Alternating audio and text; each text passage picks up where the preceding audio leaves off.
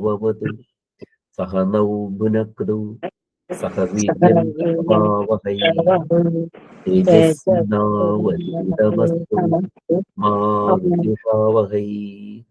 ओम शान्ति शान्ति शान्तिः।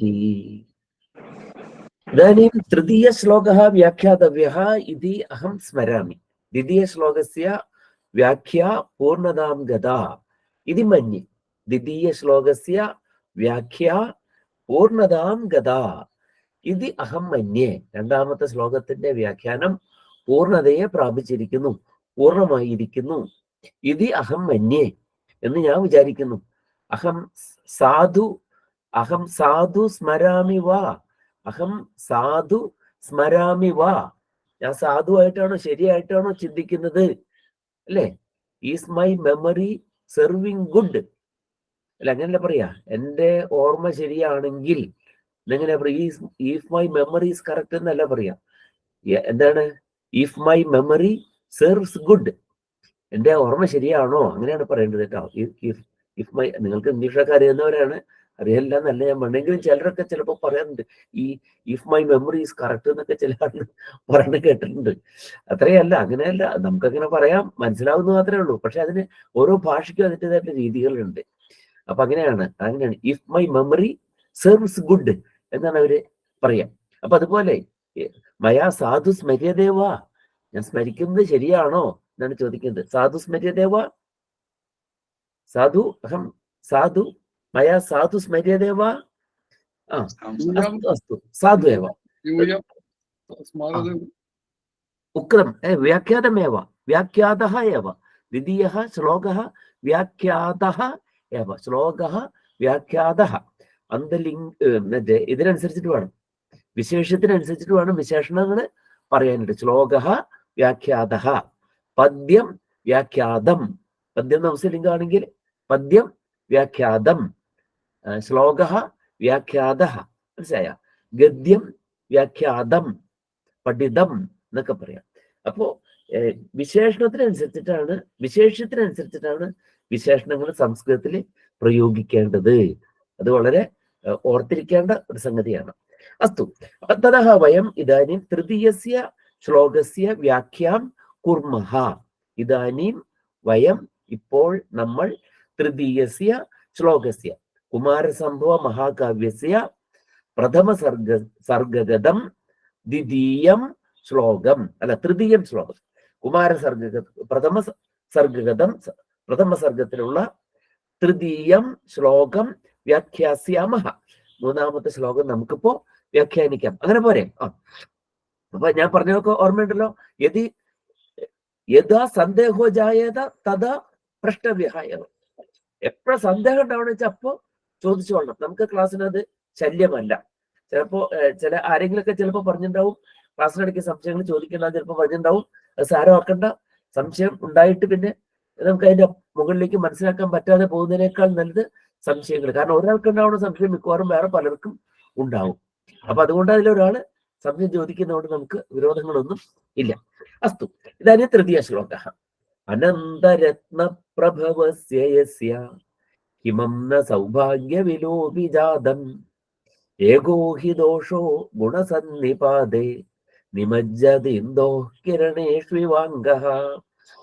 അനന്തരത്ന പ്രഭവസ്യ യസ്യ കിമം ന സൗഭാഗ്യ വിലോപി ജാതം ഏകോ ഹി ദോഷോ ഗുണസന്നിപാതേ നിമജ്ജതിന്ദോ കിരണേഷ്വിവാംഗഃ. പ്രഥമമേവ കിം കരണീയം? സന്ധിച്ഛേദഃ കരണീയഃ. പ്രഥമമേവ സന്ധിച്ഛേദഃ കരണീയഃ. ശ്ലോകം കിട്ടിയ ആദ്യം നമ്മൾ എന്താ വേണ്ടത്? സന്ധി പിരിക്കുക, പദങ്ങൾ. അപ്പോഴല്ലേ നമുക്ക് ഏതൊക്കെ പദങ്ങൾ അതിലുണ്ടെന്ന് അറിയാൻ പറ്റുള്ളൂ. സന്ധിച്ഛേദഃ കാര്യഃ. തദനന്തരം ഏകൈകം അഭി പദം പ്രത്യഭിജ്ഞായ. ഓരോ പദത്തിന്റെയും പ്രത്യഭിജ്ഞാനം. എന്താണ് അഭിജ്ഞാനം എന്ന് പറഞ്ഞാല്? പ്രത്യഭിജ്ഞാനം എന്ന് പറഞ്ഞാല് തിരിച്ചറിയല്. അഭിജ്ഞാന ശാകുന്തളം കേട്ടിട്ടില്ലേ? എന്താണ് അഭിജ്ഞാന ശാകുന്തളം? ശകുന്തളയെ തിരിച്ചറിയലാണ്, അല്ലേ?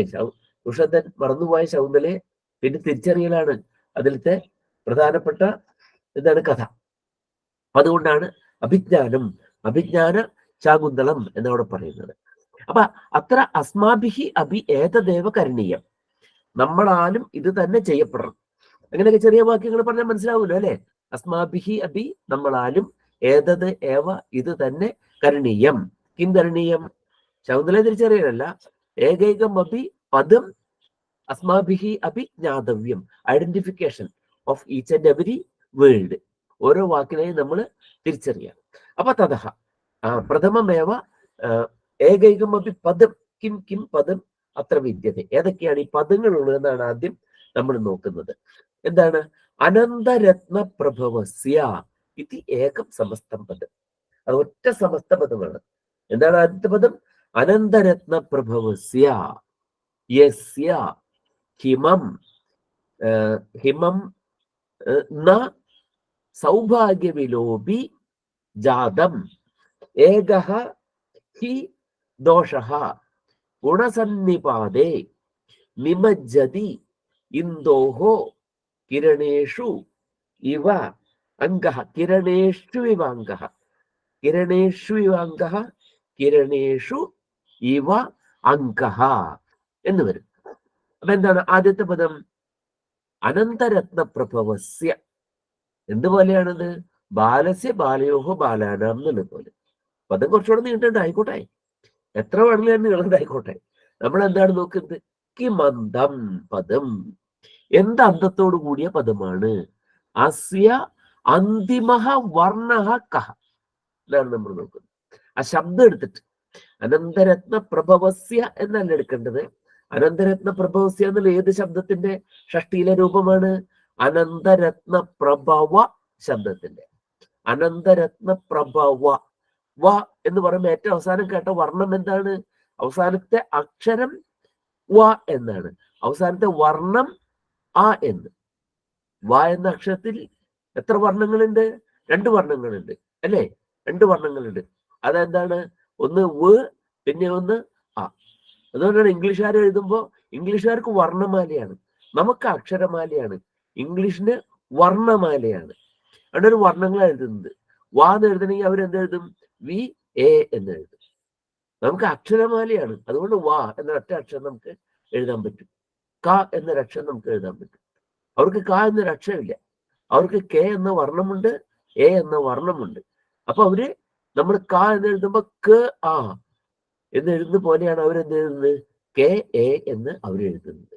അപ്പൊ ഇംഗ്ലീഷിന്റെ അക്ഷരമാലയും സംസ്കൃതത്തിന്റെ വർണ്ണമാലയും ആണ് എന്ന് നമ്മള് അല്ല, ഇംഗ്ലീഷിന് വർണ്ണമാലയും സംസ്കൃതത്തിനും മലയാളത്തിനൊക്കെ അക്ഷരമാലയും ആണെന്ന് നമ്മൾ മനസ്സിലാക്കണം. നമ്മളൊക്കെ എപ്പോഴും ഇംഗ്ലീഷ് അക്ഷരമാല എന്നാണ് പറയാ. ABCDEFG അല്ലെ? എ എന്നുള്ളതൊക്കെ അക്ഷരം തന്നെയാണ്. എ അല്ലെ? അക്ഷരവുമാണ് വർണ്ണവുമാണത്. എ എന്ന് പറഞ്ഞാൽ ആ ആന്ന് എഴുതാൻ എ എന്ന് എഴുതിയാൽ മതി അല്ലേ? ആ അപ്പൊ അത് ആന്നൊക്കെ വവൽസ് വരുമ്പോ അത് അക്ഷരവുമാണ് വർണ്ണവുമാണ്. അപ്പൊ നമുക്ക് എന്താണ്? നമുക്ക് അക്ഷരമാല തന്നെയാണ്. ക എന്നൊക്കെ നമുക്ക് എഴുതാം. യസ്യ കസ്യാപി സന്ദേഹം അസ്തി?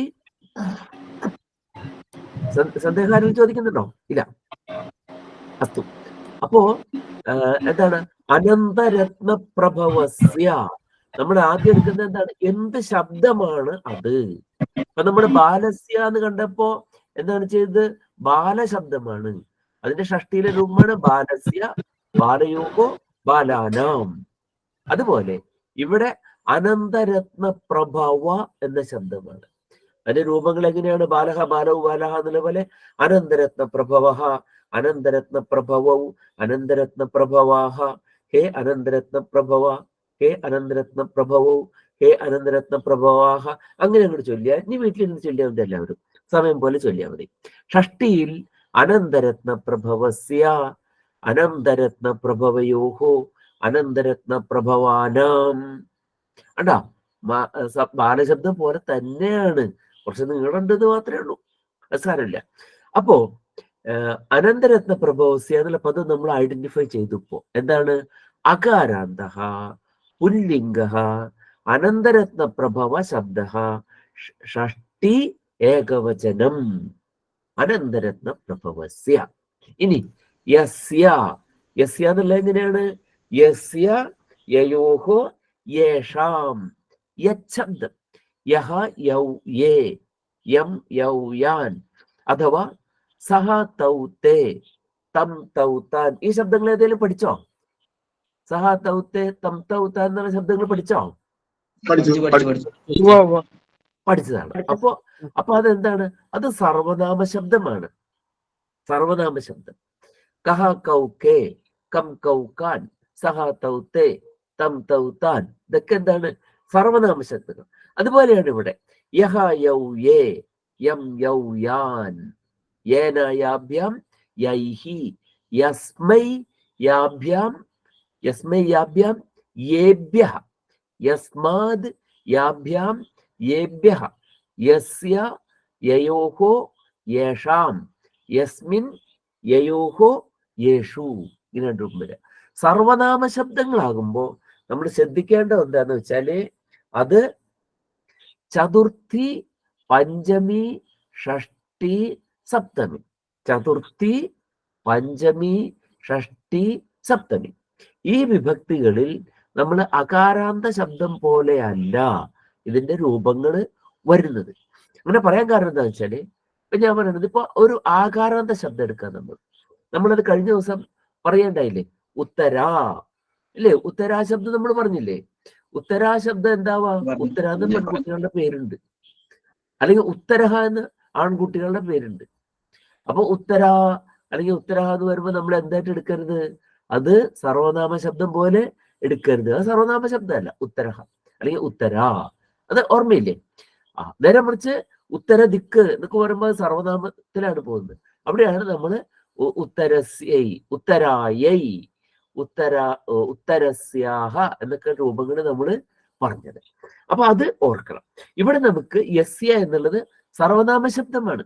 യത് ശബ്ദ യത് ശബ്ദ അത് പുല്ലിംഗത്തിലും സ്ത്രീലിംഗത്തിലും നപുംസകലിംഗത്തിലും രൂപമുണ്ട്. സർവനാമ ശബ്ദങ്ങൾക്ക് 3 ലിംഗങ്ങളിലും രൂപങ്ങൾ ഉണ്ടാകാം. എല്ലാറ്റിനും ഉണ്ടായിക്കൊള്ളുന്നില്ല.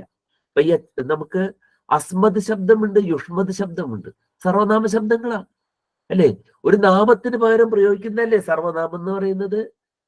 നാമത്തിന് പകരം പ്രയോഗിക്കുന്നതാണ് സർവനാമം എന്ന് പറയുന്നത് അല്ലേ? അപ്പൊ നമ്മൾ സഹ, അവൻ അവൻ അവൻ എന്ന് പറഞ്ഞാൽ എന്താണ്? അവൻ എന്ന് പറയുന്ന ഒരു നാമത്തിന് പകരം പ്രയോഗിക്കുകയാണ് അവൻ എന്നുള്ളതേ. അവൻ എവിടെ പോയി? അവിടെ അല്ലെ? മുത്തശ്ശൻ അന്വേഷിക്കുകയാണ്. മുത്തശ്ശൻ എവിടെ പോയി വന്നു? മുത്തശ്ശൻ വന്നപ്പോ എന്താണ്? പേരക്കുട്ടി ഉറങ്ങാണ്. സാധാരണ മുത്തശ്ശൻ വന്ന അപ്പ കേറി ചാടി തലേ കയറുന്ന ആളാണ്. എവിടെ പോയി അവൻ? അവൻ എവിടെ പോയി എന്ന് പറഞ്ഞാൽ എന്താ അർത്ഥം? പേരക്കുട്ടി എന്നാണ് അതിന്റെ അർത്ഥം അല്ലെ? അവന്റെ പേര് പറയുന്നതിന് പകരമാണ് എന്ത് പറയുന്നത്? ഈ അവൻ എന്ന് പറയുന്നത്. അപ്പൊ അവൻ എന്നുള്ളത് സാധാരണ നമുക്ക് എന്ത് പറയാം? ഈ സർവനാമ ശബ്ദങ്ങൾക്ക് എന്ത് പറയാം? നമുക്ക് ഒരു നാമത്തിന് പകരം പ്രയോഗിക്കുന്നതാണ് സർവനാമം. അല്ലെങ്കിൽ വേറൊന്ന് പറയുകയാണെങ്കിൽ സർവനാമങ്ങൾ ബുദ്ധിസ്ഥ പരാമർശകങ്ങളാണ് എന്ന് പറഞ്ഞു നോക്കണം എല്ലാവരും. എന്താണ് സർവനാമ ശബ്ദങ്ങള്? ബുദ്ധിസ്ഥ പരാമർശകങ്ങൾ. ബുദ്ധിസ്ഥം എന്ന് പറഞ്ഞാൽ എന്താണ്? ബുദ്ധിയിൽ സ്ഥിതി ചെയ്യുന്നത്. ബുദ്ധിയിൽ സ്ഥിതി ചെയ്യുന്നതിനെ പരാമർശിക്കുന്നതാണ് എന്ത്? സർവനാമങ്ങൾ. ബുദ്ധിസ്ഥ പരാമർശകം. അപ്പൊ 2 വിധത്തിൽ നമ്മൾ പറഞ്ഞു. ഒന്ന് ബുദ്ധിസ്ഥ പരാമർശകം, പിന്നെ ഒന്ന് എന്താണ്? പിന്നെ ഒന്ന് ഒരു നാമത്തിന് പകരമായി നമ്മൾ ഉപയോഗിക്കുന്ന പദങ്ങളാണ് സർവനാമങ്ങൾ. അപ്പൊ എന്താ ബുദ്ധിസ്ഥ പരാമർശകം? അപ്പൊ നമ്മളൊരു ഒരു ഒരു മൃഗത്തെ പറ്റി പറഞ്ഞു അല്ലേ? കരയിലെ ഏറ്റവും വലിയ എന്താണ്? സസ്തന ജീവിയാണ് ആന അല്ലേ? കരയിലെ ഏറ്റവും വലിയ സസ്തന ജീവിയാണ് ആന. ജീവികൾ വേറെ ഉണ്ടാവാമല്ലോ, വലിയ മരങ്ങളും ജീവികളല്ലേ?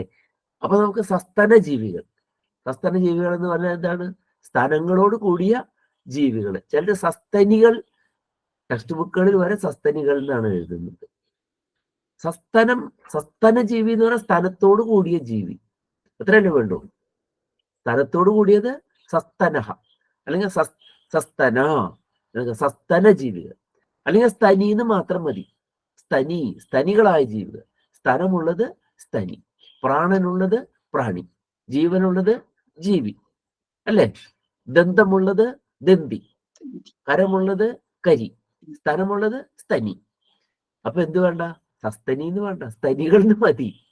അല്ലെങ്കിൽ എന്ത് മതി? സസ്തന ജീവികളിന്ന് മതി. നമ്മുടെ ടെക്സ്റ്റ് ബുക്കുകളിൽ വരെ കുട്ടികളെ ഇതാണ് എഴുതി പഠിപ്പിക്കുന്നത്. അത് പോട്ടെ. അപ്പോ നമ്മൾ അറിഞ്ഞിരിക്കുക, അർജുനൻ ചോദിക്കുന്നത് പോലെ യദ്യപേദേന പശ്യന്തി ലോഭോപഹത ചേതസഹ കുലക്ഷേകൃതം ദോഷം മിത്രദ്രോഹേ ച പാതകം കഥം ന ജ്ഞേയം അസ്മാഭിഹി. അവരൊന്നും അറിയുന്നില്ലെങ്കിലും നമ്മളത് അറിയേണ്ട കൃഷ്ണ എന്ന് അർജുനൻ ചോദിച്ച പോലെ ടെക്സ്റ്റ് ബുക്ക് കമ്മിറ്റിക്കാർ അറിയുന്നില്ലെങ്കിലും നമ്മളിത് അറിഞ്ഞിരിക്കണം. ബാക്കി ആരും അറിഞ്ഞില്ലെങ്കിലും നമ്മളെങ്കിലും ഇത് അറിഞ്ഞിരിക്കണം. അപ്പൊ അസ്തു. അപ്പൊ തദാനി വയം ഏവം വ്യാഹരാമഹ. എന്താണ് നമ്മൾ പറഞ്ഞത്? കരയിലെ ഏറ്റവും വലിയ ജീവിയാണ്, ഏറ്റവും വലിയ സസ്തന ജീവിയാണ് ആന എന്ന് നമ്മൾ പറഞ്ഞു. പിന്നത്തേതിൽ നമ്മൾ എന്താണ് പറയുക? ആന എന്നുള്ളതിന് പകരം എന്താണ്? അതിൻ്റെ എന്താണ്? മനോഹരങ്ങളായ കൊമ്പുകളും തുമ്പിക്കൈയും അതിനെ മറ്റു മൃഗങ്ങളിൽ നിന്ന് വ്യതിരിക്തമാക്കി കാണിക്കുന്നു. അതുകൊണ്ട് നമ്മൾ അതിനെ ദന്തി എന്നും കരി എന്നും ഹസ്തി എന്നും ഒക്കെയുള്ള പേരുകൾ. സസ്തനികൾ എന്ന് പറയണോ സസ്തനി ജീവികൾ എന്നോ എങ്ങനെയാണ്? എന്താണ് സസ്തനികൾ എന്ന് പറയുന്നു? സസ്തന ജീവികൾ, സസ്തന ജീവികൾ, സസ്തന ജീവികൾ. സസ്തനീന്ന് വേണ്ട, ഒന്നുകിൽ സ്തനീന്ന് മാത്രം മതി, അല്ലെങ്കിൽ എന്ത് മതി? അല്ലെങ്കിൽ സസ്തനാന്ന് മതി. സ്തനികളായ ജീവികൾ, സ്തനികളായ ജീവികൾ എന്ന് പറഞ്ഞാലും മതി. ജീവികൾ എന്ന് പറയുന്നില്ലേ നമ്മള്? ജീവനുള്ളവ ജീവികൾ, സ്തനങ്ങളുള്ളവ സ്തനികൾ. തെറ്റൊന്നുമില്ല.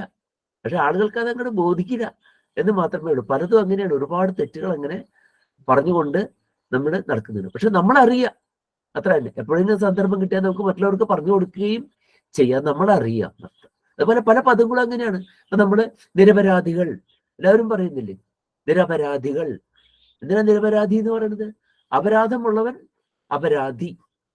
നിരപരാധൻ ആരാണ്? അപരാധമില്ലാത്തവൻ നിരപരാധൻ.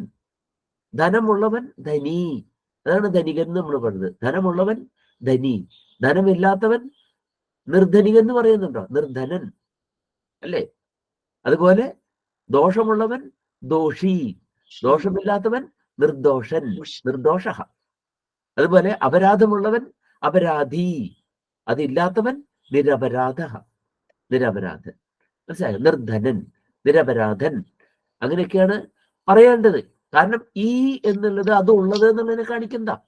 നമ്മൾ നേരത്തെ പറഞ്ഞില്ലേ? കരി, കരിൻ എന്നാണ്. ഇനാണത്.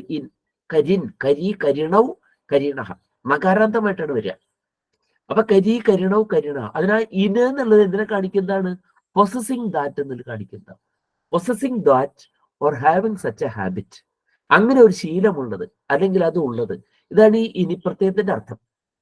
അപ്പൊ സത്യം പറയുന്ന ശീലമുള്ളവൻ സത്യവാദിൻ, സത്യവാദി, സത്യവാദിനൗ, സത്യവാദിനഹ. സത്യം പറയുന്ന ശീലമുള്ളവൻ.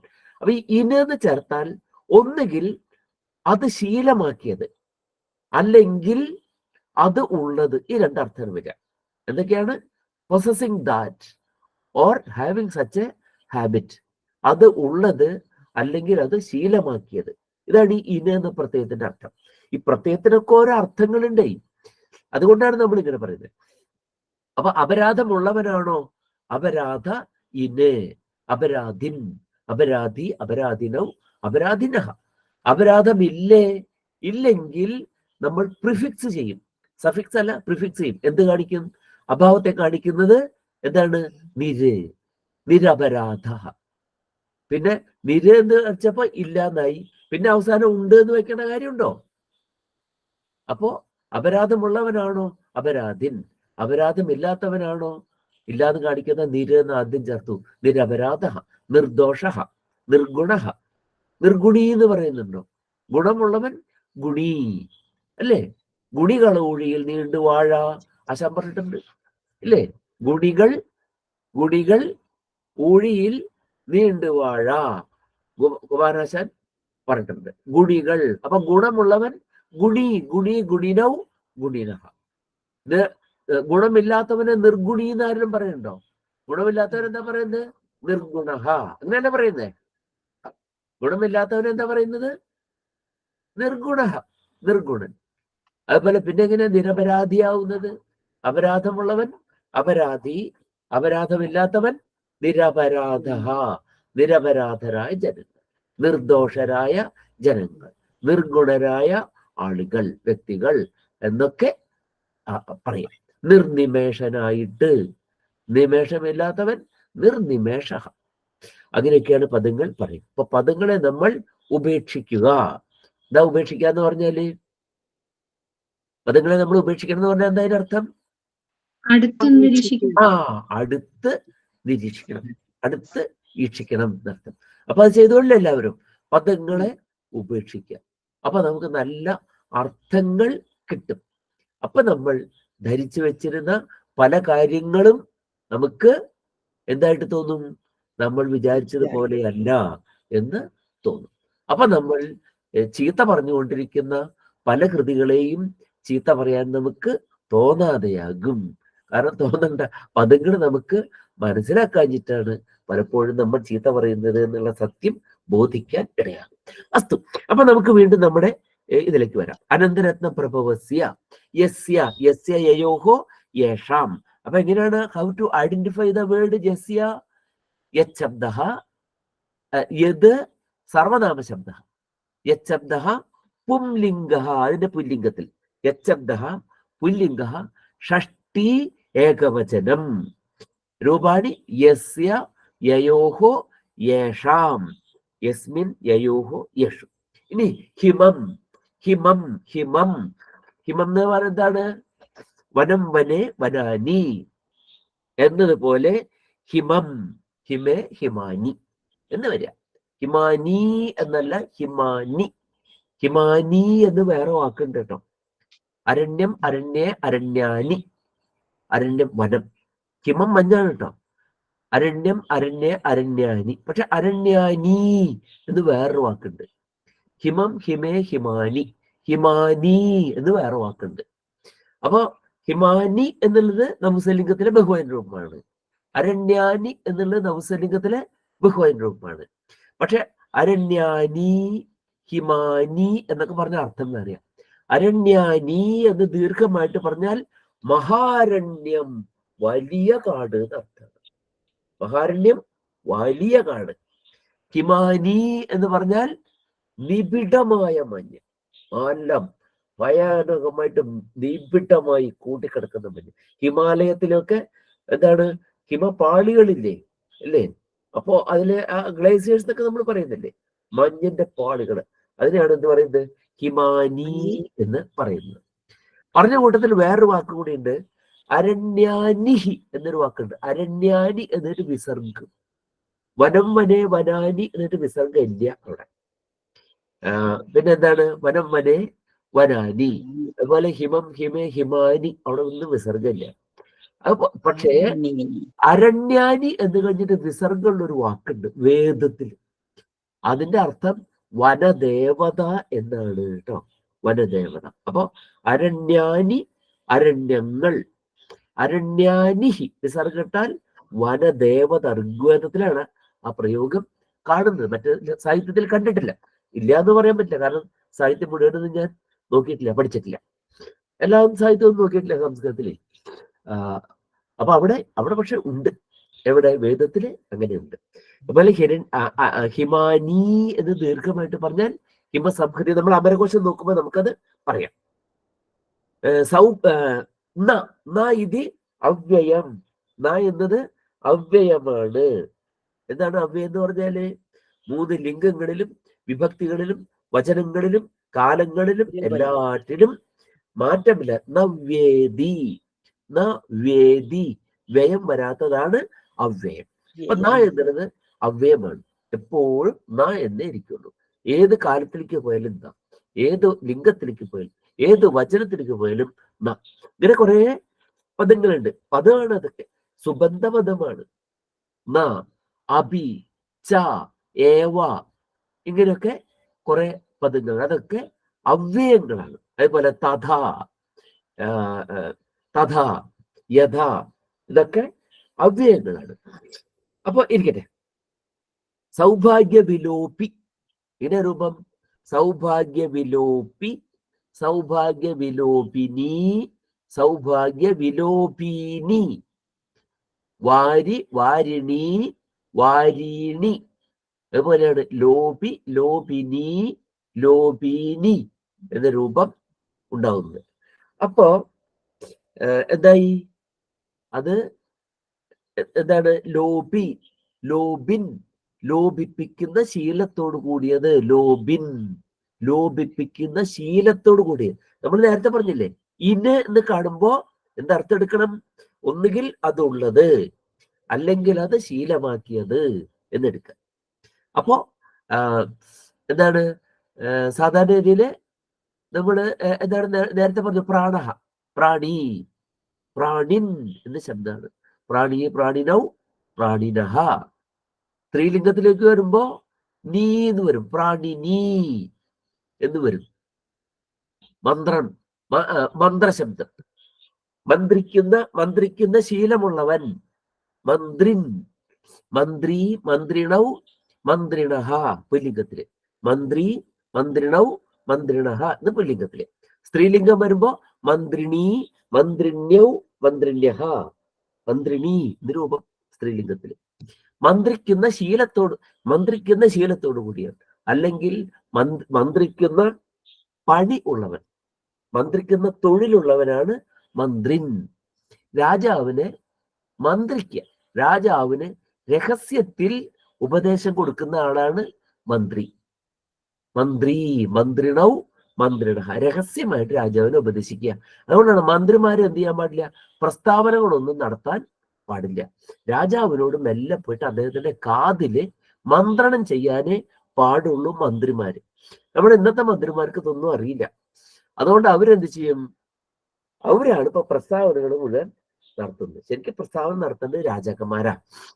അല്ലെങ്കിൽ രാജാക്കന്മാര് പറഞ്ഞാൽ ഡ്യൂട്ടി ഡെലിഗേറ്റ് ചെയ്ത് കൊടുത്താൽ അവർക്ക് ചെയ്യാം. ഇതിപ്പോ അങ്ങനെയല്ല. ഇതിപ്പോ മന്ത്രിയാണ് പ്രസ്താവനകൾ മുഴുവൻ നടത്തുന്നത്. മന്ത്രിക്ക് സമയമില്ലാത്തതിന്റെ പേരിൽ SSLCയുടെ റിസൾട്ട് വൈകിക്കുന്നു. മന്ത്രി വന്നിട്ട് പ്രഖ്യാപിക്കും. അപ്പൊ അതാണ്. അപ്പൊ കാരണം എന്താ വെച്ചാൽ ഇപ്പൊ ഒരു മാറ്റം വന്നു.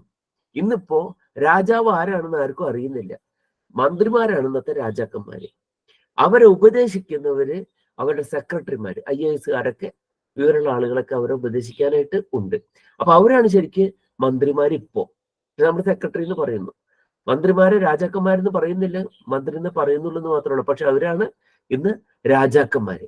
അപ്പൊ അവരെ ഉപദേശിക്കുന്നത് സെക്രട്ടറിമാര് പത്രസമ്മേളനം നടത്തിയ ചിലപ്പോൾ വിഷയം മാറും, അല്ലെങ്കിൽ അവർ പ്രസ്താവന നടത്തിയ വിഷയം മാറും. അപ്പൊ അവരാണ് ഇപ്പോഴത്തെ മന്ത്രികൾ. അപ്പൊ രഹസ്യമായിട്ട് രാജാവിനെ ഉപദേശിക്കുന്ന തൊഴിലോട് കൂടിയവരാണ് മന്ത്രിൻ. മന്ത്രി, മന്ത്രിണൗ, മന്ത്രിണഹ. എന്റെ സ്ത്രീലിംഗം മന്ത്രിണി, മന്ത്രിണ്യൗ, മന്ത്രിണ്യഹ. മന്ത്രിണി എന്ന് ആരും പറയാറില്ല. സ്ത്രീകൾ മന്ത്രിമാരായാലും മന്ത്രിണി എന്ന് പറയാറില്ല. അതൊക്കെ മുനിസിപ്പാലിറ്റിയിൽ വരുമ്പോൾ മാത്രം അവർക്ക് ആണും പെണ്ണും തിരിച്ച് വേണം എന്നുള്ള ഇതുള്ളൂ. ചെയർമാൻ എന്നതിന് പകരം ചെയർപേഴ്സൺ എന്നൊക്കെ കൊണ്ട് നടക്കും. മന്ത്രിണി എന്നുള്ള വാക്ക് കൃത്യമായിട്ട് ഉണ്ടെങ്കിൽ പോലും അവരത് ഉപയോഗിക്കാറില്ല. മന്ത്രിണി എന്ന് പറയാൻ ഇഷ്ടപ്പെടാറില്ല. പക്ഷെ പദമുണ്ട്. നപുംസകലിംഗമാണെങ്കിൽ മന്ത്രി, മന്ത്രിണി, മന്ത്രിണി. മന്ത്രി, മന്ത്രിണി, മന്ത്രിണി. അങ്ങനെയും രൂപങ്ങളുണ്ട്. അപ്പൊ ഇതിനൊക്കെ പുല്ലിംഗവും സ്ത്രീലിംഗവും നപുംസകലിംഗവും ഉണ്ട്. അതുപോലെ ലോബി, സൗഭാഗ്യ വിലോപി. വിലോപി എന്ന് മാത്രം എടുക്കാം നമ്മള്. സൗഭാഗ്യ വിലോപി എന്ന് പറഞ്ഞുകൊണ്ട് നേരം പോകും. സൗഭാഗ്യ വിലോപിൻ ശബ്ദം. സൗഭാഗ്യത്തെ വിലോപിപ്പിക്കുന്ന ശീലത്തോട് കൂടിയത് സൗഭാഗ്യ വിലോപിൻ. പുല്ലിംഗത്തിലാണെങ്കിൽ സൗഭാഗ്യ വിലോപി, സൗഭാഗ്യ വിലോപിനൗ, സൗഭാഗ്യ വിലോപിനഹ. സ്ത്രീലിംഗമാണെങ്കിൽ എന്തുപോലെ നമ്മൾ നേരത്തെ പറഞ്ഞ പോലെ കരിണി, കരിണ്യൗ, കരിണ്യഹ. ഹസ്തിനി, ഹസ്തിന്യൗ, ഹസ്തിന്യഹ എന്നുള്ളതുപോലെ ലോപിനി, ലോപിന്യൗ, ലോപിന്യഹ. നപുംസകലിംഗമാണെങ്കിൽ ലോപി, ലോപിനി, ലോപിനി. ഇവിടെ നപുംസകലിംഗമാണ്. ഹിമം, ഹിമത്തിന്റെ വിശേഷണമാണ്. ഹിമം സൗഭാഗ്യ വിലോപി ന ജാതം, ജാതം, ജാതം ജാതേ, ജാതാനി. സൗഭാഗ്യ വിലോപി, സൗഭാഗ്യ വിലോപിനി, സൗഭാഗ്യ വിലോപിനി എന്ന രൂപങ്ങൾ വരും. അപ്പൊ സ്പഷ്ടമായില്ലേ? അപ്പൊ സൗഭാഗ്യ വിലോപി എന്നുള്ളത് എന്താണ്? സൗഭാഗ്യ വിലോപിൻ ശബ്ദ. അപ്പൊ എന്തെന്തമായി? ന് എന്നാണ് അവസാനിക്കുന്നത്. അപ്പൊ എന്ത് പറയണം? നകാരാന്ത നപുംസകലിംഗ പ്രഥമ ഏകവചനം. നകാരാന്ത നപുംസകലിംഗ പ്രഥമ ഏകവചനം സൗഭാഗ്യ വിലോപി. ജാതം, ജാതം ജാത ശബ്ദം. ജാത ശബ്ദമാകുമ്പോ അകാരാന്ത നപുംസകലിംഗ പ്രഥമ ഏകവചനം. ജാതം ജാതേ ജാതാനി, വനം വനേ വനാനി എന്നുള്ളത് പോലെ. ഏകഃ, ഏകഃ ഏകൗ ഏകേ, ഏകഃ ഏകൗ ഏകേ, ബാലഃ ബാലൗ ബാലാഹ, ഏകഃ ഏകൗ ഏകേ. അത് ഏകേതായത് സർവനാമ ശബ്ദമാണ്, അതുകൊണ്ടാണ്. മനസ്സിലായ? സർവഹ സർവൗ സർവേ, കഹ കൗ കേ, യഹ യൗ യേ എന്നൊക്കെ. ദോഷഃ, ദോഷഃ ദോഷൗ ദോഷാഃ, അകാരാന്തഃ പുല്ലിംഗഃ. ഇന്ദോഹോ, ഇന്ദു ശബ്ദ, ഇന്ദു ശബ്ദ അല്ലെ. ഇന്ദു ശബ്ദ എന്ന് പറയുമ്പോ കിമന്തഃ, എന്തന്തത്തിലുള്ളതാണ്? ഇന്ദു ശബ്ദ എന്ന് പറയുമ്പോ അന്തം എന്താണ്? അന്തെന്ന് ഇന്ദു എന്തിനാ അവസാനിക്കുന്നത്? ഉ എന്ന് അവസാനിക്കുന്നു. ഉകാരാന്തഃ പുംലിംഗഃ പ്രഥമ ഏകവചനം ഇന്ദു. ഇവിടെ ഇന്ദോഹോ എന്നാണ്. അത് എന്തുപോലെയാണ്? ഗുരു ശബ്ദം പോലെ. ഗുരു ശബ്ദ ഉകാരാന്തഃ പുംലിംഗഃ ഗുരു ശബ്ദ. കുത്ര ഗുരോഹോ ഇതി രൂപം സിദ്ധ്യതി? പഞ്ചമി ഏകവചനെ ഷഷ്ടി ഏകവചനെ ച ഇന്ദോഹോ. കിമിവ ഹരേഹ ഇതി പഞ്ചമി ഏകവചനെ ഷഷ്ടി ഏകവചനെ ച അസ്തി. രമായാഹ ഇതി പഞ്ചമി ഏകവചനെ ഷഷ്ടി ഏകവചനെ ച സമാനേ രൂപേ ദൃശ്യതഃ. സമാനമായ രൂപങ്ങൾ കാണപ്പെടുന്നു അല്ലെ. ദൃശ്യതേ, ദൃശ്യേതേ, ദൃശ്യത എന്നല്ല ദൃശ്യേതേ എന്നാണ് പറഞ്ഞത്. അപ്പൊ എന്താണ്? പഞ്ചമി ഏകവചനത്തിലും ഷഷ്ടി ഏകവചനത്തിലും പലതിന്റെ രൂപങ്ങൾ ഒരുപോലെ കാണും. അപ്പൊ പല പഞ്ചമി ഏകവചന പഞ്ചമികളും കണ്ടാൽ എന്ത് മനസ്സിലാക്കണം? അത് പഞ്ചമിയോ ഷഷ്ടിയോ ആകാം എന്ന് മനസ്സിലാക്കണം. അതേപോലെ ചിലത് ചതുർത്ഥിയും പഞ്ചമിയും ഒക്കെ ഒരേപോലെ വരുന്നുണ്ട്. പ്രത്യേകിച്ച് ദ്വിവചനങ്ങളുള്ളതൊക്കെ പഞ്ചമിയും ഷഷ്ടിയും ഒക്കെ ഇതായിട്ട് പറയുന്നുണ്ട്. ചതുർത്ഥിയും പഞ്ചമിയും ഒരുപോലെ വരും. അതാണ് ഈ ഗോ ബ്രാഹ്മണേഭ്യ ശുഭമസ്തു നിത്യം എന്നുള്ളത്. അതിന്റെ വ്യാഖ്യാനം ഞാൻ കൊടുത്തിരുന്നു. പക്ഷെ അതിനെക്കുറിച്ച് പലരും എന്താണ് ഇതില് എതിരഭിപ്രായമൊക്കെ പറയുന്നുണ്ട്. അത് വലിയ കാര്യമുള്ള എതിരഭിപ്രായം ഒന്നുമല്ല. കാരണം ഗോ ബ്രാഹ്മണേഭ്യ എന്നുള്ളത് പഞ്ചമിയാണെന്ന് ഞാൻ പറഞ്ഞത് ഈ പഞ്ചമിയല്ല, ചതുർത്ഥിയെ വരുള്ളൂ. അന്നെന്താണ്? നമസ്വസ്തി സ്വാഹ സ്വതാലം വഷഡ്യോഗാച്ച എന്നുള്ള വ്യാകരണ സൂത്രമാണ് അവരെടുത്ത് കാണിക്കുന്നത്. പക്ഷെ അതേ വ്യാകരണ സൂത്രം വെച്ച് തന്നെ ഞാൻ പറയുന്നത് ഗോബ്രാഹ്മണേഭ്യ പ്രജാഭ്യ സ്വസ്ത്യസ്തു. ഗോബ്രാഹ്മണരിൽ നിന്ന് പ്രജാഭ്യ സ്വസ്ത്യസ്തു എന്നാണ്. അപ്പൊ എന്തായി? ഗോബ്രാഹ്മണരിൽ നിന്ന് പ്രജകൾക്ക് സ്വസ്തി ഉണ്ടാകട്ടെ. അപ്പൊ ഗോബ്രാഹ്മണേഭ്യ എന്നുള്ള പഞ്ചമിയും പ്രജാഭ്യ എന്നുള്ളത് ചതുർത്ഥിയുമാണ്. അവർ പറയുന്ന ചതുർത്ഥി ഉണ്ട്, പക്ഷെ അവർ പറയുന്നിടത്തല്ല ചതുർത്ഥി നിൽക്കുന്നത്, അതിന്റെ അപ്പുറത്താണ്. അത് അവർ ചിന്തിക്കാഞ്ഞിട്ട് പറയുന്നതാണ്. അപ്പൊ അങ്ങനെയുള്ള ഇതൊക്കെയാണ്. അപ്പൊ അത് കേൾക്കുമ്പോ തെറ്റിപ്പോയിട്ടുണ്ടോ എന്ന് വിചാരിക്കണ്ട. അവര് ഒരു വശമേ കണ്ടുള്ളൂ, അതിനപ്പുറം കണ്ടില്ല എന്നുള്ളതാണ് അതിന്റെ കുഴപ്പം. ഒരുപക്ഷെ നിങ്ങളും കണ്ടിട്ടുണ്ടാവും അതിനെക്കുറിച്ചുള്ള എതിരഭിപ്രായങ്ങളൊക്കെ. സാറിന് അതിന് ഞാനൊരു മറുപടി കൊടുത്തിട്ടുണ്ട്. അത് അവർ കണ്ടിട്ടുണ്ടോ എന്നുള്ളത് അറിയില്ല. അത് സംഘാടകർക്കാണ് ഞാൻ അതിന്റെ മറുപടി അയച്ചു കൊടുത്തിട്ടുണ്ടായിരുന്നു. ഗോബ്രാഹ്മണേഭ്യ പഞ്ചമി, ഗോബ്രാഹ്മണേഭ്യ പ്രജാഭ്യ സ്വസ്തി അസ്തു. ഗോക്കളിൽ നിന്നും ബ്രാഹ്മണരിൽ നിന്നും പ്രജകൾക്ക് സ്വസ്തി ഉണ്ടാകട്ടെ എന്നാണ് അതിന്റെ അർത്ഥം. അപ്പൊ അത് തെറ്റിയിട്ടില്ല. ഇനി എവിടെയെങ്കിലും നിങ്ങൾ എന്താണ് സോഷ്യൽ മീഡിയയിൽ അതിനെതിരായിട്ടുള്ള അഭിപ്രായം കണ്ടാൽ പേടിക്കൊന്നും വേണ്ട. നമ്മൾ അതിന് മറുപടി കൊടുത്തിട്ടുണ്ട്. എന്തുപോലെ ഋഗ്വേദത്തിൽ തന്നെയുണ്ടല്ലോ ചതുർത്ഥിയും പഞ്ചമിയും വരുന്നത് അല്ലേ. ആനോ ഭദ്രാഹ ക്രതവോ യന്തു വിശ്വതഃ അദബ്ധാസോ അപരീതാസ ഉദ്ഭിദഃ ദേവാനോ യഥാ സദമിദ്വൃധേ അസന്നപ്രായുവോ രക്ഷിതാരോ ദിവേ ദിവേ. ആനോ ഭദ്രാഹ ക്രതവോ യന്തു വിശ്വതഃ. വിശ്വതഃ പഞ്ചമിയാണ്. പഞ്ചമിയുടെ അർത്ഥത്തിലാണ് ഈ തസിൽ പ്രത്യേകം ഉപയോഗിക്കുക. വിശ്വതഃ എല്ലായിടത്തു നിന്നും. അപ്പോ വിശ്വസ്മാത് പഞ്ചമിയാണ്. നഹ എന്നുള്ള ഷഷ്ടി. നഹ എന്നുള്ള ചതുർത്ഥി. നഹ ചതുർത്ഥി ഇല്ലേ? മഹ്യം മേ ആവാഭ്യാം നൗ അസ്മഭ്യം നഹ. കണ്ടോ? അപ്പൊ എന്താണ്? അപ്പൊ എന്താണ്? എവിടായി വിശ്വതഃ നഹ എന്താണ്? ഭദ്രാഹ യന്തു. എല്ലായിടത്തു നിന്നും നമുക്കായി മംഗളങ്ങൾ ഉണ്ടാകട്ടെ. അപ്പൊ പഞ്ചമിയും ചതുർത്ഥിയുണ്ട്. അപ്പൊ അവരെന്താണ് വിമർശിക്കുന്നവര് ഒരു ഭാഗമേ കണ്ടിട്ടുള്ളൂ, അപ്പുറം കണ്ടിട്ടില്ല എന്നുള്ളതാണ് അതിന്റെ സത്യം എന്നുള്ളത് മനസ്സിലാക്കുക. ശരി, അപ്പോ ഇപ്പൊ എന്താ നമ്മൾ പറഞ്ഞത്? ഇന്ദോഹോ, ഇന്ദു ശബ്ദം നമ്മൾ പഠിച്ച ശബ്ദം ഏതാണ്? ഗുരുഹു. ഗുരോഹോ ഗുരുഭ്യാം ഗുരുഭ്യഃ അല്ലേ? പഞ്ചമി. ഗുരോഹോ ഗുർവോഹോ ഗുരുണാം. തതഃ ഗുരോഹോ ഇതി പഞ്ചമി ഷഷ്ടി ഏകവചനെ. പഞ്ചമി ഏകവചനെ ഗുരു ഏതത് രൂപമസ്തി? ഷഷ്ടി ഏകവചനേ ച അസ്തി. അത്ര ഷഷ്ടി വിഭക്തി. ഇവിടെ ഷഷ്ടി വിഭക്തി ആയാലാണ് അർത്ഥം ചേരുക. അപ്പൊ അതെടുക്കണം.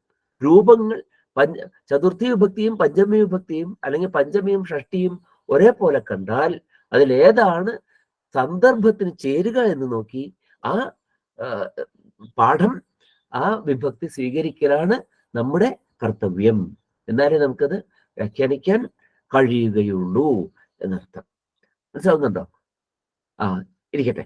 അപ്പോ എന്താണ്, ഓരോ സ്ഥലത്തും മലയാളത്തിലാണ് നമ്മൾ അങ്ങനെയല്ലേ എടുക്കുക അല്ലേ? ഇതാ വണ്ടി വരുന്നു, ബസ് വരുന്നു എന്ന് വരുമ്പോ നമ്മൾ എന്താണ്? ബസ്സാണ് ഓടി വരുന്നത് നമുക്ക് മനസ്സിലാവും. ബസ് വരുന്നു, ബസ് ഓടി വരുന്നു നമുക്ക് മനസ്സിലാവും. ബസ് കർത്തൃകമായിട്ടുള്ള ആഗമനക്രിയയാണ്. ശകടകർത്തൃകമായ ആഗമനക്രിയ നടക്കുന്നു. അതാണ് എൻ്റെ അർത്ഥം. ശകടം കർത്താവായിട്ട് ആഗമനം എന്ന ക്രിയ നടക്കുന്നു.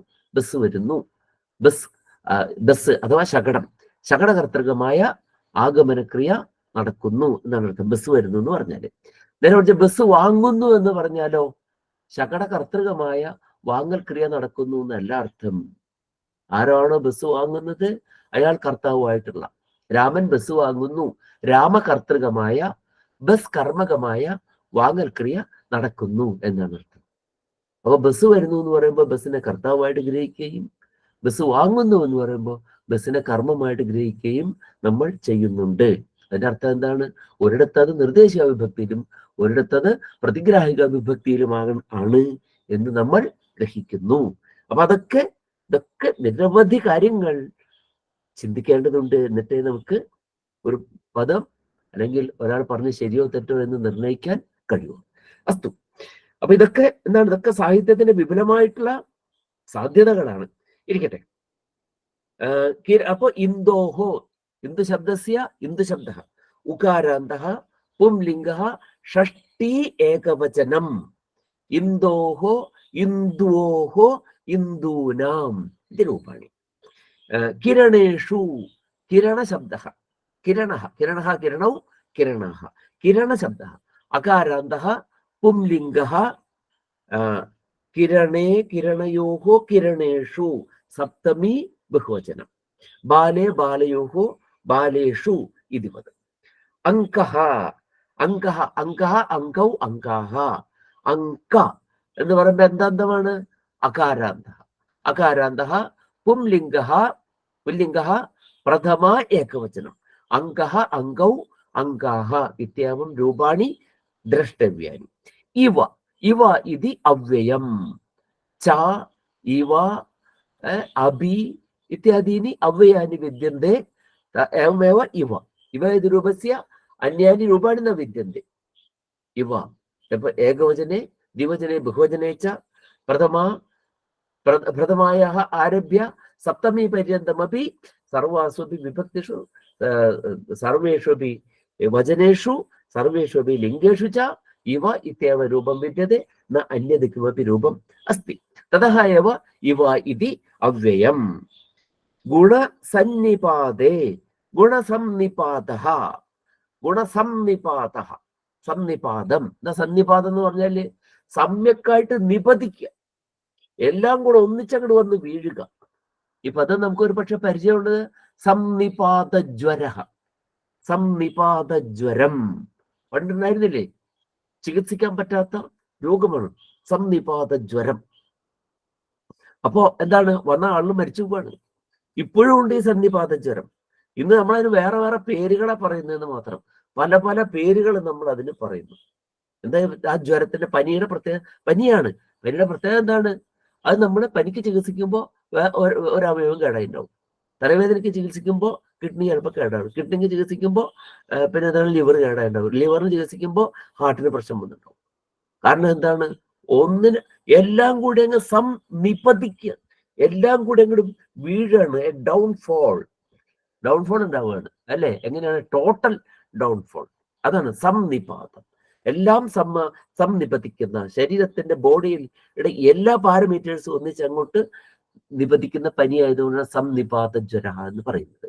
ആ സന്നിപാത ജ്വരത്തിനെ ചികിത്സിക്കുന്നിടത്ത് കാണാം വൈദ്യന്റെ മിടുക്ക് എന്നാണ്. എന്താണ്? ഒരു കാര്യം ചോദിക്കട്ടെ? സീരിയസ് അല്ലായിരിക്കും, ചോദിക്കണം. സാറ് നേരത്തെ പറഞ്ഞപ്പോഴേ ഒരു വിശേഷണങ്ങൾ ഒരേ ലിംഗത്തില്, ഒരേ വചനത്തില്, ഒരേ പ്രത്യയത്തില്, വിഭക്തിയിൽ പ്രയോഗിക്കണം എന്ന് പറഞ്ഞിരുന്നു നേരത്തെ. അപ്പൊ ഏകവചനവും അതുപോലെ തന്നെ പ്രഥമ അല്ലെങ്കിൽ പുല്ലിംഗം, ഇതിലിപ്പോ മിക്സ് ചെയ്തിട്ട് വരേണ്ടത്. ഇപ്പൊ ചിലത് സാറ് പറയുന്നത് പുല്ലിംഗാണ്, ചിലത് നപുംസകലിംഗാണ്, ചിലത് പ്രഥമയാണ്, ചിലത് ഷഷ്ടിയാണ്. അങ്ങനെ മാറി മാറി പറയാൻ കുഴപ്പമില്ല.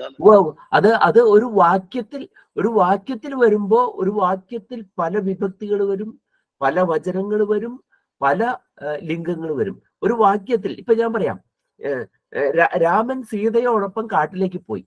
രാമഹ സീതയാ സഹ വനം അഗച്ചത്. അതാ പോട്ടെ, സീത രാമേണ സഹ വനം അഗച്ചത്. സീത എന്നുള്ളത് സ്ത്രീലിംഗം അല്ലേ? രാമേണ എന്നുള്ളത് പുല്ലിംഗം അല്ലേ? വനം എന്നുള്ളത് നൗസലിംഗം അല്ലേ? അല്ലേ? അല്ലേ? അല്ലേ? രാമഹ സീതയാ സഹ വനം അഗച്ചത്. രാമഹ ഇത് പുല്ലിംഗേ, സീത ഇത് സ്ത്രീലിംഗേ, വനം ഇത് നൗസലിംഗേ, അഗച്ചത് ക്രിയാപദം ച വിദ്യതേ.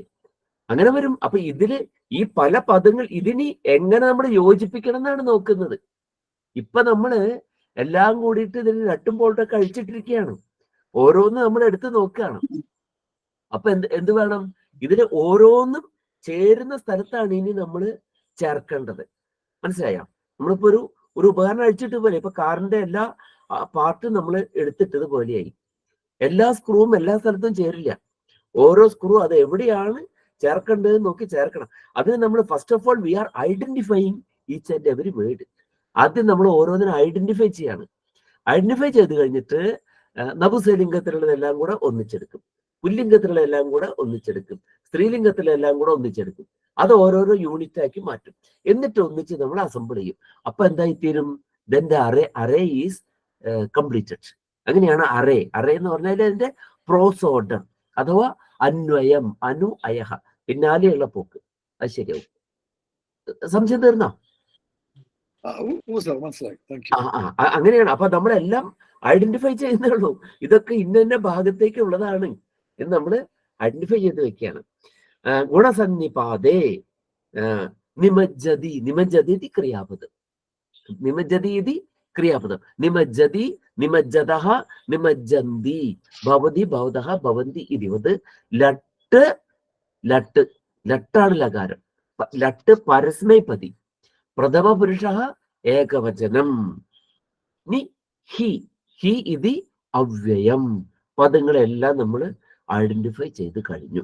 എല്ലാ പദങ്ങളും അയച്ചു. ഇനി എന്താണ്? അനന്തരത്ന പ്രഭവസ്. ഇനി ഇതിനെ നമ്മള് ഒന്നിച്ച് ചേർക്കുമ്പോൾ അന്വയമായി തീരും. അപ്പൊ നമ്മൾ എങ്ങനെ എന്താക്കി തീർക്കുന്നു? അനന്തരത്ന പ്രഭവസ്യ യസ്യ. അനന്തരത്ന പ്രഭവനായ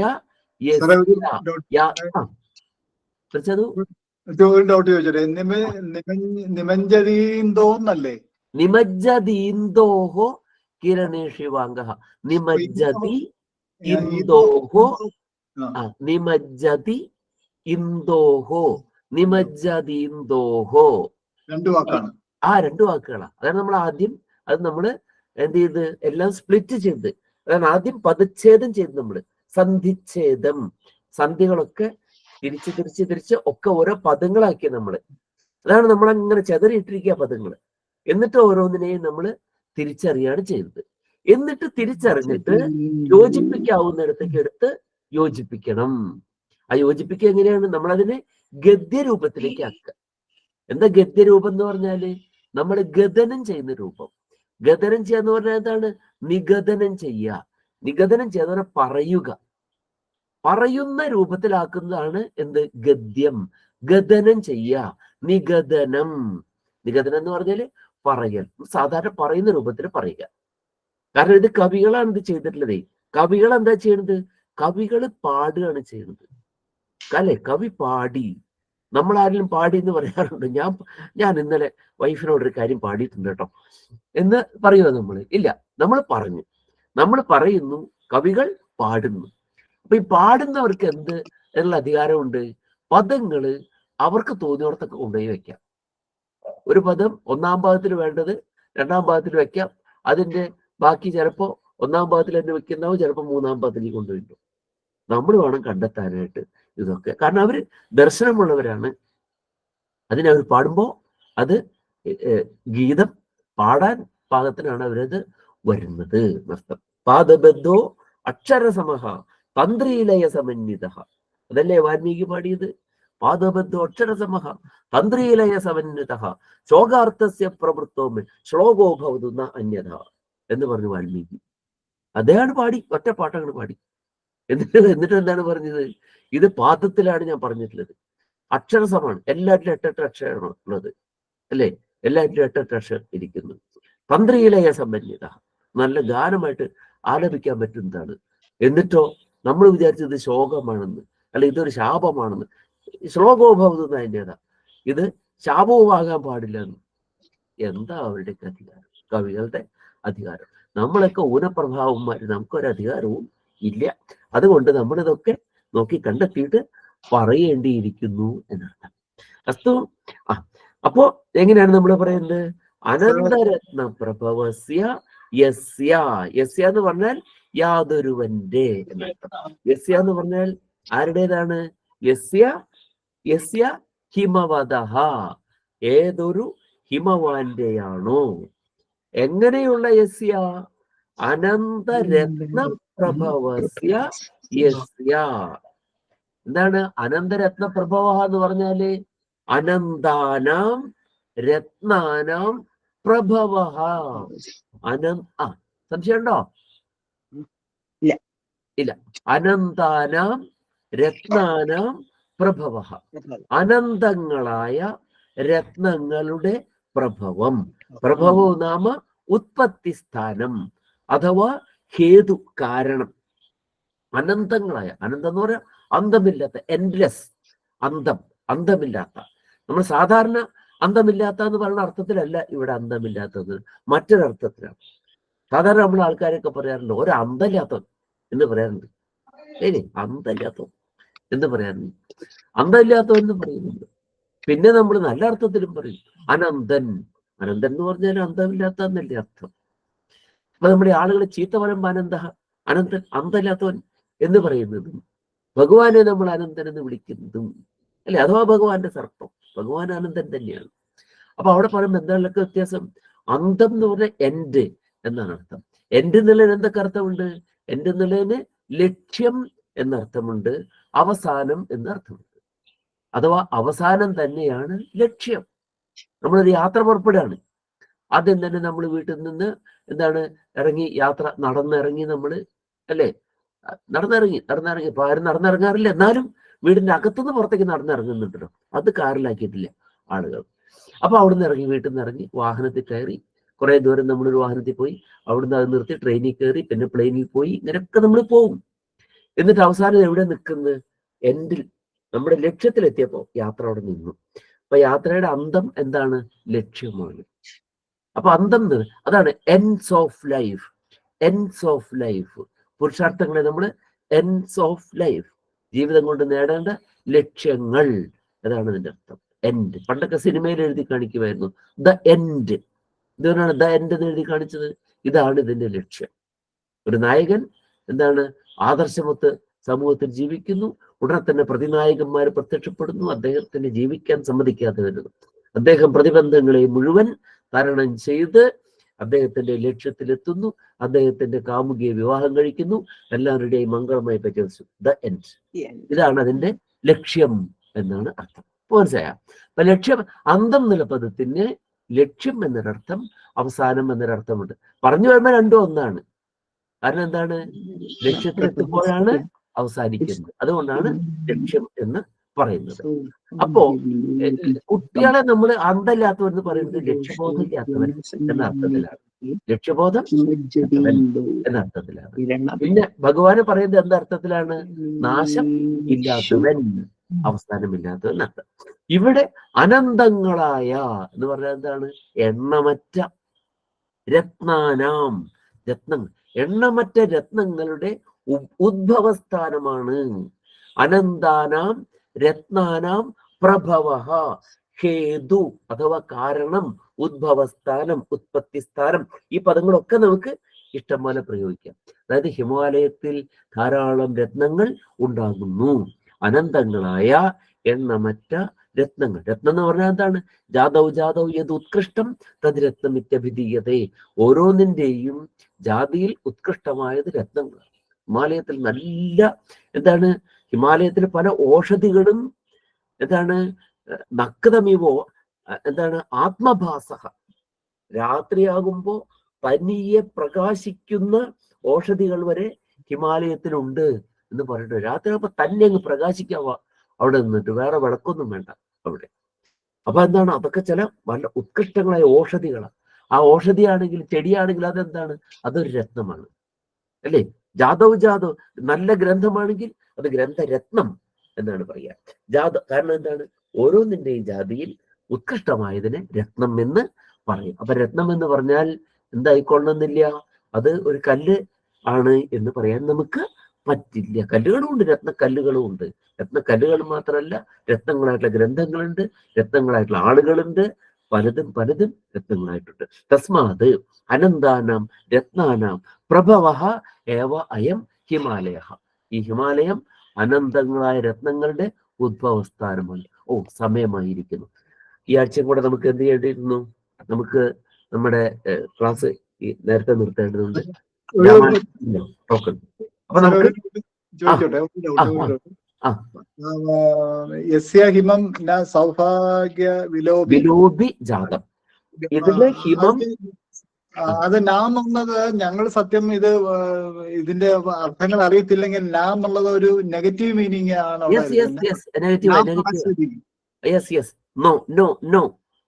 എന്നുള്ളത് നോ എന്ന് തന്നെയാണ്. നോ എന്നും ഉണ്ടാവും സംസ്കൃതത്തിലെ. സൗഭാഗ്യത്തെ വിലോപിപ്പിക്കുന്നില്ല. സൗഭാഗ്യ വിലോപി ജാതം എന്നാണ്.